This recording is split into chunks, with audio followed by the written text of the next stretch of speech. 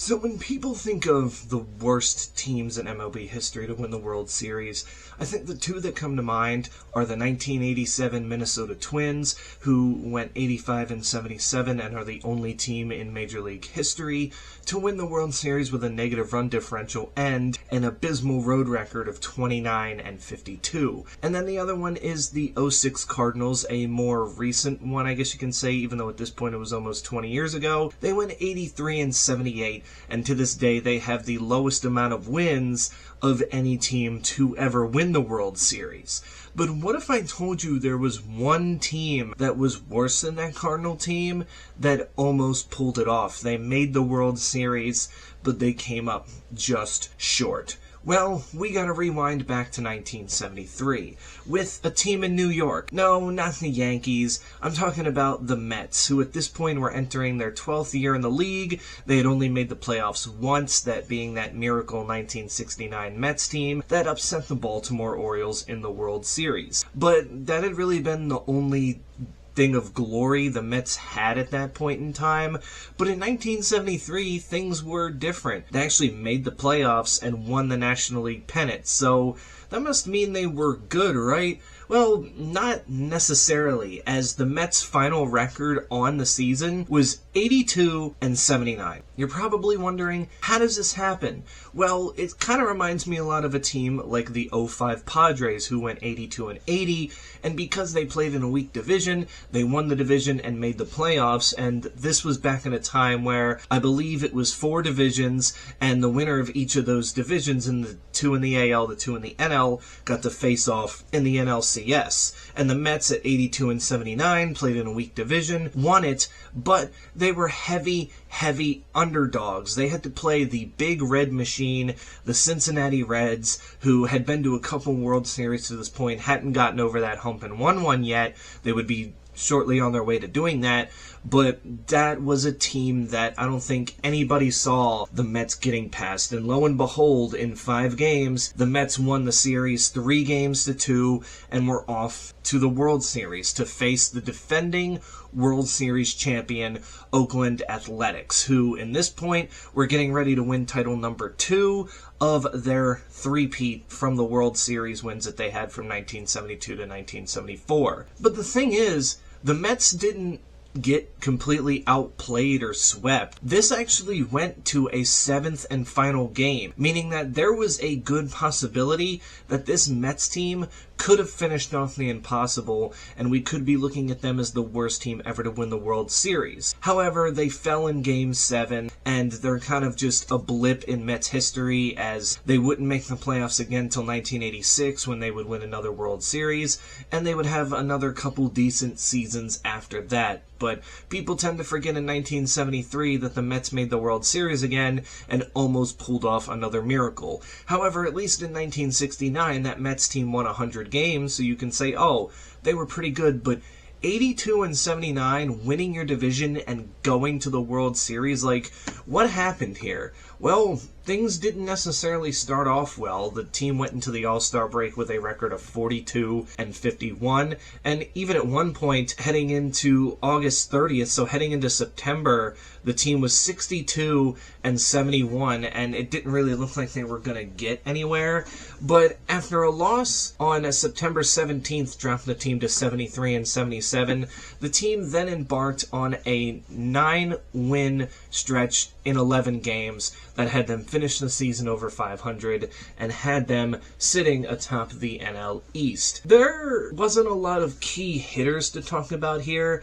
Johnny Milner led the team with 23 home runs and was second on the team with 72 RBIs, only behind Rusty Staub, who I think is the more notable name here because he wasn't great, but he was a fan favorite and played pretty well. And they also had a guy like Cleon Jones, who was there for the 1969 Miracle Mets team, but, you know, that was about it. I think the big attraction for this team, this offense this year, was that they brought in Willie Mays. If you remember, he started his career in New York when the Giants were still there, and made a name for himself. And now at 42 years old, at the end of his career, I guess to kind of get fanfare going, the Mets made this signing because, I guess they just wanted to make it.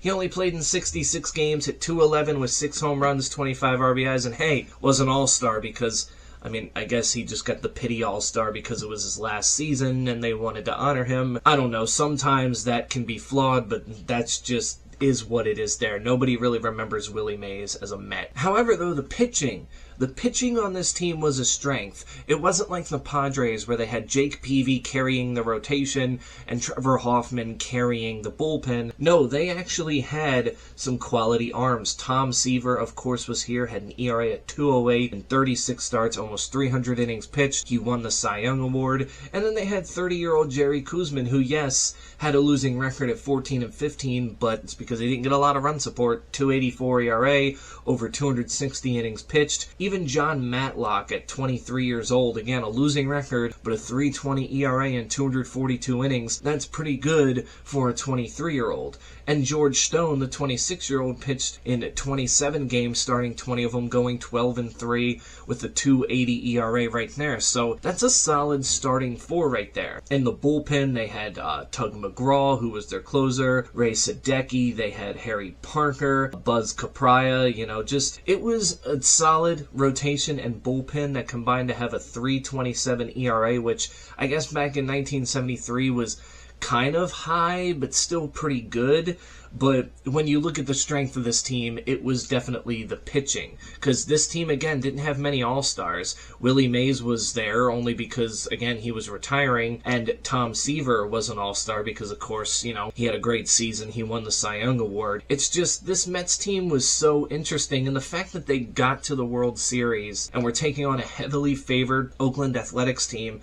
And even at one point, they had a 3-2 lead. The Mets shut out the A's 2-0 in Game 5, meaning that they were only 1 win away from taking the thing, but the Athletics won close games in Game 6 and Game 7 to end the Cinderella season, and as I mentioned, the Athletics would win their second of what would end up being 3 straight World Series from 1972 to 1974. So overall, this is kind of a forgotten World Series team because, again, many people remember the Athletics around this time for the three-peat, but I don't think people realize that with each World Series, they played a different opponent. 72, it was the Reds, and they beat them. They beat the Mets in 73, and then they beat the Dodgers in 74. But I bet you if you ask people during this three-peat that the A's had from 72 to 74, the 3 teams that they beat, they would probably guess the Reds, maybe the Dodgers, but I don't think anybody would say, oh yeah, I remember they beat the Mets in the 73 World Series. Unless you're an A's fan or Mets fan, it's just one of those seasons you look back on and go, they got there because of just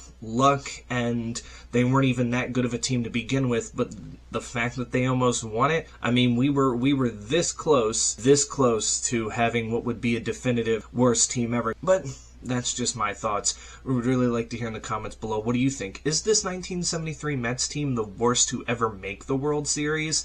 And again, I know they didn't win, but when you just look at them compared to that 87 Twins and the 06 Cardinals, I feel like this 82 Mets team has way less talent than what those two teams had. Those teams had their flaws and they had their struggles, but they were never really bad. They just kind of had slumps toward that year that kind of made you question whether they could win on a consistent basis. But this team, yeah, I still look at this and go, how did this team get there? Because it shocks me to this day. And the fact that they were 1 win away from winning it all still blows my mind too, considering the Oakland A's around this time were a juggernaut. But yeah, Mets fans, A's fans, let me know about this too, because, obviously I wasn't around in 1973, but I'm sure there was somebody who lived it, and maybe it was an exciting time for Mets fans. Another Cinderella season happening. Maybe they thought they could do it again, but outside of that, that's it for me. Stay safe out there, and I will catch you all